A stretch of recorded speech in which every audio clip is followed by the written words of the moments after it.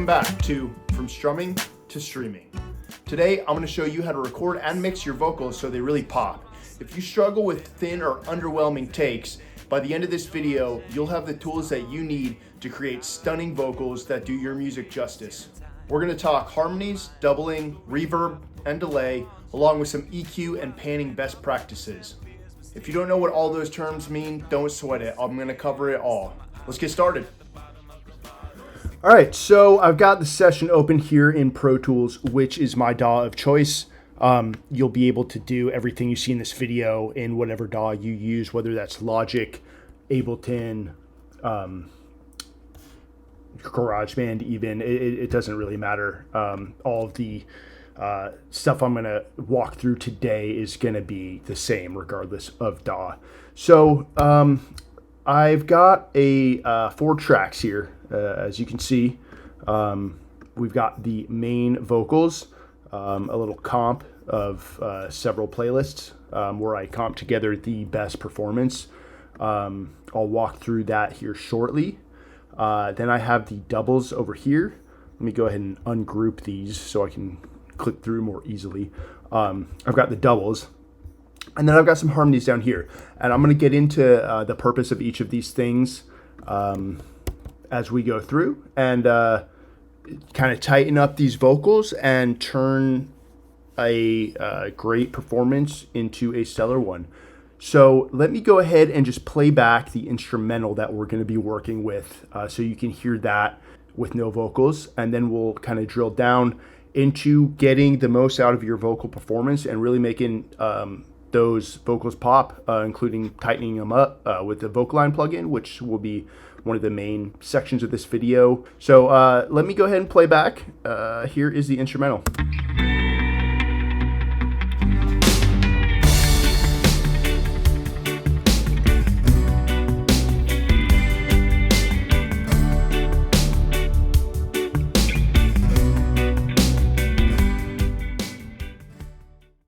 All right, so let's unmute the vocal take, and I'm going to play back the first couple lines there, and then I'm going to briefly walk through the comping process, which is essentially, say you deliver 3 or 4 vocal takes, maybe more. They're all pretty solid. Some parts are better than others in take 1, some are better in take 2, etc. So what we call comping is combining those, or creating a compilation of the best parts via the playlists. Here is the final main vocal take, unprocessed, with the comp of all of those takes.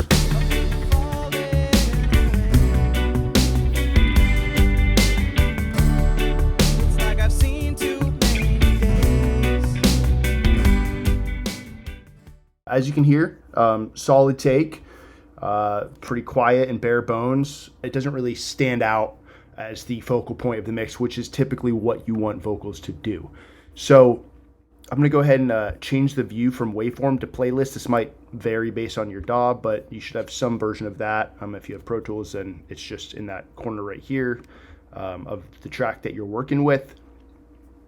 Go ahead and change from waveform, which is just your track, to playlist.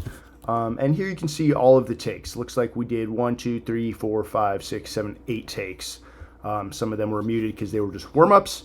And what you can do is solo each one, and that will play back what is on that playlist.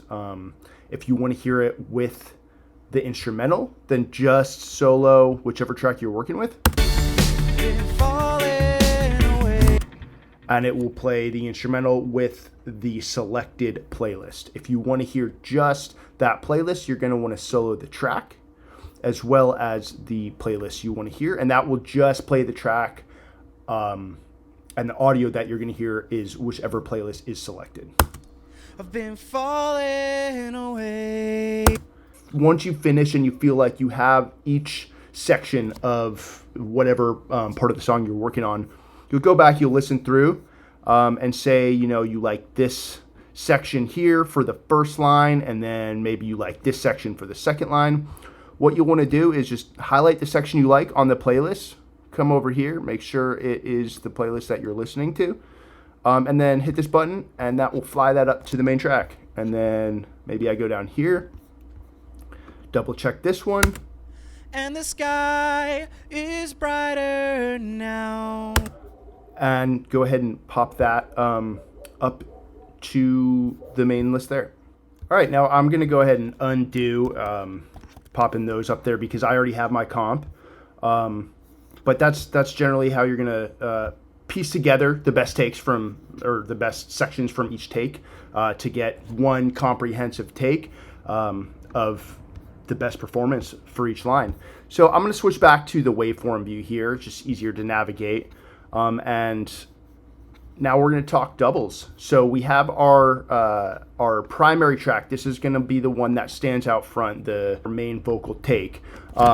Doubles, what I like to do once I have a comped take, a finalized single main take, is record essentially the same thing. You're going to have your singer or yourself record an identical take. It doesn't have to be perfect because this is going to sit lower in the mix. You still want it to be in tune. As you can see, the harmonies I've tuned. I'm not going to get into that in this video because using Melodyne or something similar to auto-tune your vocals is a whole other video. But essentially, once you have your tuned, finalized takes, you want to go in and, like I said, record this essentially the same thing. It's going to sit below it in the mix, and it's going to kind of beef up your vocals. It's not going to sound necessarily like two separate takes. It's just going to sound like the one take with a little more body behind it. You don't want to copy and paste the same take because that's going to create all types of weird phasing issues. So you'll just want to record a double take. And I'm going to go ahead and play back what our double sounds like along with our main take. Just a couple lines here in solo without the track, and I'll play it with the track so we can hear everything. Like I've seen too many days. So as you can hear, it's kind of sitting behind the main vocals. It's just, again, the same delivery. But what you might notice is it's not quite lined up. It might start a little bit late. Some, syllables might be drawn out a little longer. It's never going to be perfect. Since this is a double and you essentially want it to sit under the main vocals as just a way of emphasizing the main track, you're going to want them as tight as possible. And the Vocalign tool, which I'm about to get into right now, is a really nifty, really easy way to tighten all of your doubles to give that main take the body and the power to help cut through as a super clear, powerful take. So I'm going to zoom in a little bit here so I can kind of see what I'm working with a little better. I'm going to keep these soloed for now just because I'm working with them. I don't really need to hear the vocals with the rest of the mix at the moment.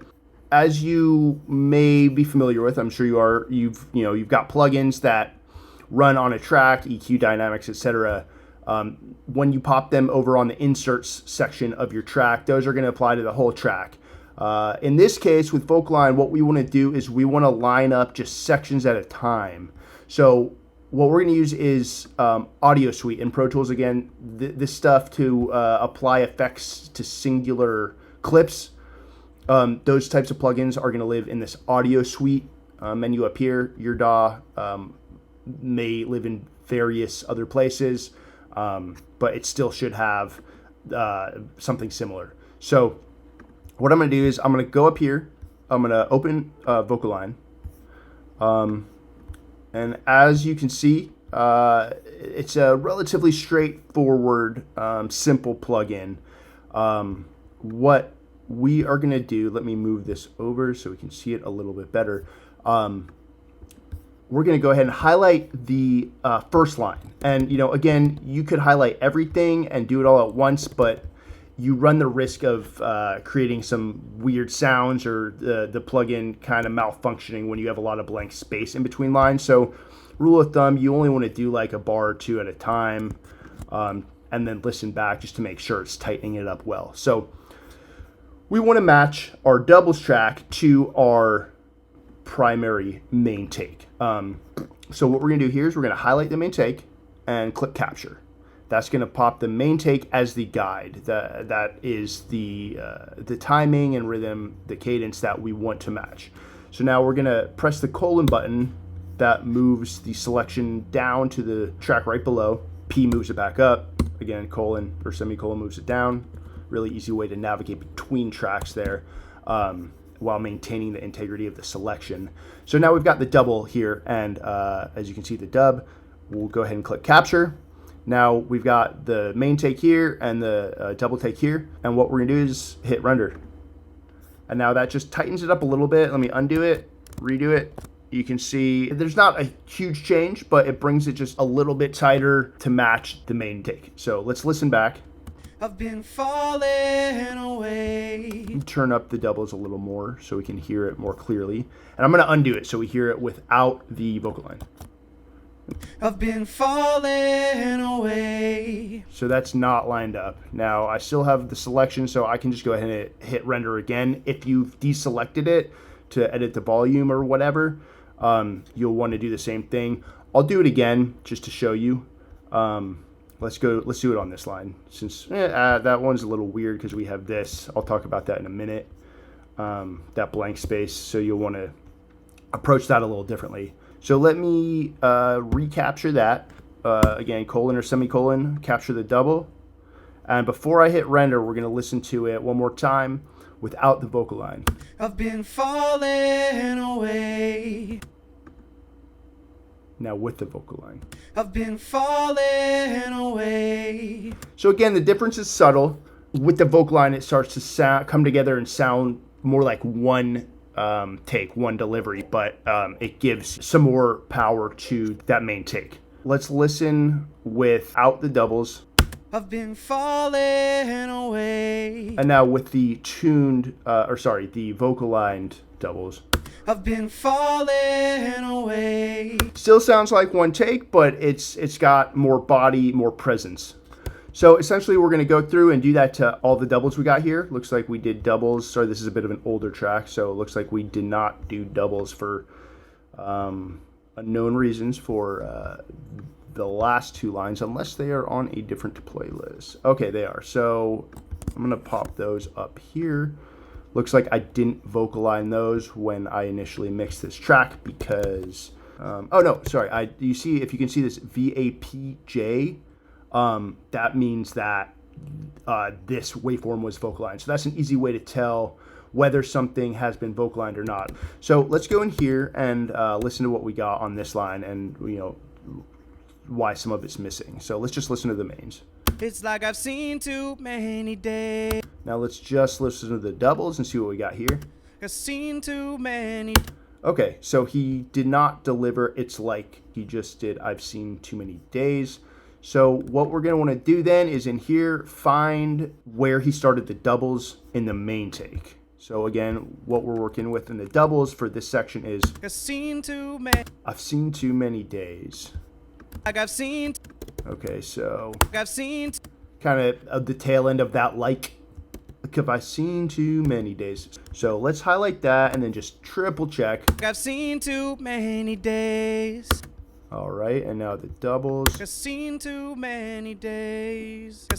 Interesting thing to know, if you can hear the days, he definitely delivers that a little bit differently. The vocal line should kind of bring those a little closer together in cadence. Let me reselect the part we're working with. Cool, and again, so I'm gonna come up here, I'm gonna hit capture.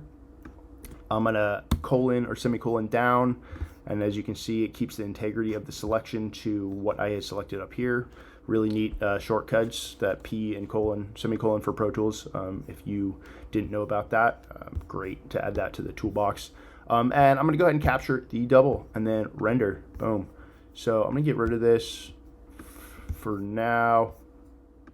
All right, cool, that's out of the way. So now we can listen, but let's listen back to them together without the vocal line. Like I've seen too many days. Now with the vocal line. Like I've seen too many days. So again, just tighter. You get that extra presence of the double there. The vocal line provides you with a really powerful tool to just kind of tighten everything up and make it sound like one strong delivery. So I'm gonna pull my vocal line back up and just do this real quick, and then we'll move on. Always listen back just to be sure there's no weird artifacts. Sometimes vocal line tweaks out if you're trying to vocalize something that's not similar enough, and it will kind of create some weird artifacts. And the sky is brighter now. Cool. Let's talk harmonies real quick. So let's take a listen to what we got here. We have 2 harmonies. And so what I actually typically do when I'm tracking vocals is record harmonies, identical harmonies twice. So once we get the take of, the first line, we keep that, pop open a new track, get the same thing. And that way what I can do here is pan the first take, the first track, hard left, second track, hard right, so that we have a nice stereo spread on those harmonies. Let's see what they sound like with the main vocals and doubles. I've been falling away. Now, if you're listening in headphones, it's going to be more clear. If you're listening on just kind of on your phone or laptop, you might not quite notice the stereo spread. I went ahead and panned them back center so we can play that back, and then I'll pan them out again, and so you can kind of hear the difference. I've been falling away. Now let's pan them left and right. Been falling away. So then we're freeing up some space in the center for the main vocals, while also giving the harmonies somewhere to sit and shine through in the mix, and allows you to push the various vocal tracks to where you want them.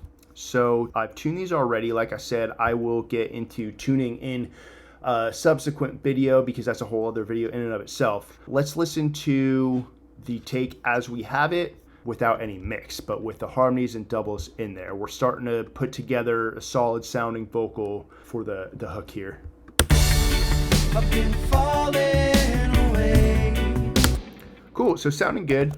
I'm gonna mute the harmonies for right now, as well as the doubles, so we can focus on the main track, which again is gonna be front and center of not only the vocals, but the entire mix. So let's hear what we have right now, and then we'll slap some reverb on. I've been falling away. We get the picture. Right now I have this reverb set to a small plate. So this is the reverb we're sending it through. This is a really cool plugin company. They have both, it's Arturia. They have this intensity one that I really like, and then this plate one that we've used here. Highly recommend. I think it was relatively inexpensive as well. But whatever reverb you have will do the same, essentially the same thing. It's just a matter of personal taste and genre. So I'm gonna get this out of here, but just wanted to show you where that bus is routed to. So now let's listen back with a little bit of reverb. I've been falling away. All right, so you can hear it sitting better in the mix already with just a little bit of reverb. Anyway, that plate reverb, as you can see, I'm using for quite a few things. Obviously, I'm using it for all the vocals as well. So anyway, yeah, you want that reverb to a point where you can hear it, but it's not overpowering. And then for this song, we threw on some delay. So let's hear it with the delay. I've been falling away. So already sounding better, but the vocals are a little sparse. We want to use some compression, some EQ to pick out, some of that 1K, 1.5K. Those are the frequencies that the human voice typically is the strongest. Let's open up the EQ here, just for the sake of keeping this video not obnoxiously long. I just kept on the plugins that I originally mixed these vocals with. I'm dropping everything below 50 hertz. There's nothing in a vocal delivery that you're going to need below 50, honestly even 80 hertz, but it looks like I just kept it at 50. So I'm cutting everything along the frequency spectrum below 50. I didn't really touch the lows. Sorry, I should introduce this plugin. This is Shep's. This is a Waves audio plugin. It's a cool little kind of, I believe it's like a Neve possibly. I'm blanking on what this is modeled after, but it's a cool little, it's not a graphic EQ, but it does have kind of a nice sound to it. So if you know what frequencies you're going for and what general frequencies are in what you're mixing, you don't really always need to use a graphic EQ. For those that don't know, I'll pull up a graphic EQ real quick. That's something like this, where when you play back, I've been falling away. it kind of shows you it shows you which frequencies are popping through on whatever track you've applied this plugin to. In this case, I went with just the Sheps because I know typically I'm going to want to bring out some of the highs above 12K. And then like I was saying, 1K to 1.5, this has a setting at 1.6. Looks like I boosted that about a decibel. And then I brought out the highs a little more just because this song has kind of an airy, ethereal vibe to it. So I'm bringing up some of the highs. I also threw on some EQ, we'll get into this in a second, in the multi-use plugin, which is the CLA vocals. So let's just play this back with just the EQ on it. I've been falling away. And without. I've been falling away. So you can see it's already bringing some of that airiness, some of that shimmer to the vocals that matches the track and kind of allows the vocals to sit comfortably above the track. Here we have compression. Let me play this for you. I've been falling away. So you can see barely hitting, just kind of smoothing it out a bit. This is a relatively older track. I think I mixed this over a year ago, so we probably had some compression going in. And again, there's some compression in this multi-use plugin. I saved this for last, but this is the one that I'm actually going to be tweaking first. I kind of go, you want to go in order of the signal flow because the signal is going to hit, your first insert, then it's going to hit your second, then it's going to hit your third. So generally when you're mixing, you want to do them in order like that. So you're hearing the signal as it's coming out of the previous plugin. Just for the sake of this video, I went backwards because these two are a little more straightforward. The CLA we're going to talk a little more about, and then we are going to pop in everything and kind of A/B that so you can hear what we've put together. So let me talk a little bit about the CLA plugin. Again, this is part of the Waves bundle. I've used this for over a decade, and I've got some great results with using the CLA and the Waves bundle plugins. Plenty of fun stuff out there, but I highly recommend Waves as a starting point because a lot of the plugins are very user-friendly, very beginner-friendly. So let me dive into what we have here. The first two sliders are EQ. So we got the lower EQ and the higher EQ. I boosted some of the lows here, which is, I guess, why I kind of left those untouched down here. And then the highs a little bit less. Looks like about 3.5 and 5 decibels. That was just from listening back and playing around with that, with these two faders. That's typically what I'm going to do is I'm going to listen back and I'm going to kind of move these up and down. I have an idea for where I want it to sit, but I kind of want to just use this plugin to shape the main vocals before I start throwing on the finishing touches, which is the compression and the EQ. I'm going to bring this back down because this is going to come out kind of hot because this really kind of this plugin boosts the signal quite a bit. So like I was saying, first two, these are EQ. This is obviously compression. You can see it right there. Push, spank, and wall. The push is going to be the lightest amount of compression on the transient. Spank is going to be the next step up, and wall is going to be almost like a limiter. It's really grabbing everything that's above its threshold, the threshold that you're setting here, and really smacking it down. So as your compression, I like to throw on a little bit of the built-in reverb and just a little slapback. Again, not every vocal take is going to need this, but the type of music that I make, I generally throw a little bit of that in just lightly to add a little bit of magic. And then this last thing here, this is a stereo field tool. When it's all the way down, you're going to have the vocals kind of sitting dead center. Pushing it up is going to send the track, the vocals in our case, kind of hard left and hard right, give it more of a full feel. I generally use this on most of my vocals. You want to be careful because it definitely can have a little bit of a weird like electronic phasing effect if you overdo it, if you're using like the spreader or kind of the higher, the more potent selections. So I usually stick with stereo, and I don't really bring it more above like 3 or 4 or 5. Like up here, I feel like a lot of times you're going to get that weird phasey sound, but down here it gives it a nice spread, so it feels like it's coming out of both headphones or both, speakers if you're listening on speakers. Let's go ahead and listen to our main track with the compression, EQ, and reverb and delay, as well as the CLA plugin on it.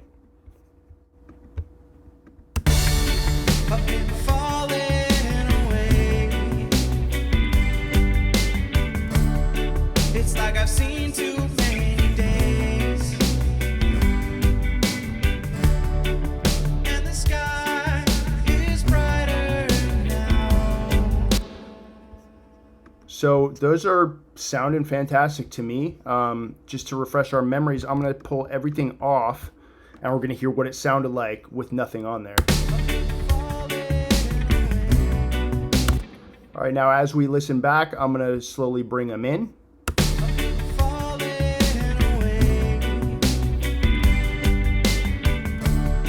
It's like I've seen too many days, and the sky is brighter now. So they're sounding present. They got a nice stereo spread. They're sounding big, but they're still kind of lacking some of that body, and that's where the doubles come in that we did closer to the beginning of this video. I'm going to unmute those. I threw a little bit of compression on there. I'm going to throw a little reverb, a little delay on there, and we'll listen back. I've been falling away. It's like I've seen too many days, and the sky is brighter now. A lot stronger since we're kind of boosting the highs for that airy effect, that shimmer. It's nice to have the doubles without the highs boosted, bringing them up to sit under and add some body to the mains, and also you know, with them being a different take, there's some texture with subtle differences while keeping them tight with that Vocalign. Now let's check out the harmonies, and we will have the final mix here of the hook. I've been falling away. It's like I've seen too many days, and the sky. So real quick, I'm going to pull off everything we did in this video. Well, let's see. I'm going to leave these because I'm going to mute these. But I'm going to take out the doubles, and I'm going to have the main vocals. I'll turn them up a little more so you can hear them a little better. So this is, if you were to have a track and you were to lay down your vocals, sing into the mic, this is essentially what you're going to have. And then if you follow along with everything we walked through in this video, you'll have the end result, which I'll play in a minute. So again, this is just vocals to mic into Pro Tools or into Logic, whatever you use. This is how the vocals are going to sound.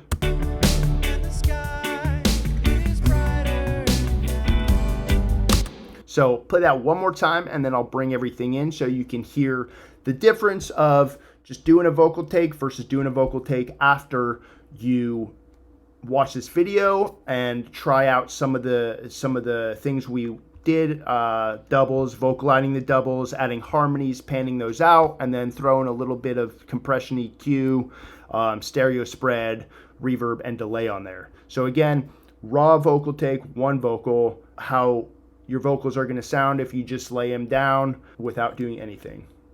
And the sky is brighter now. And the sky is brighter now. So there you have it. Harmonies, doubles, tightening them up, and a little bit of mixed magic, and you have some banging vocals. Let's wrap it up. We've gone on long enough. I'll see you next week. Free and liberated. I can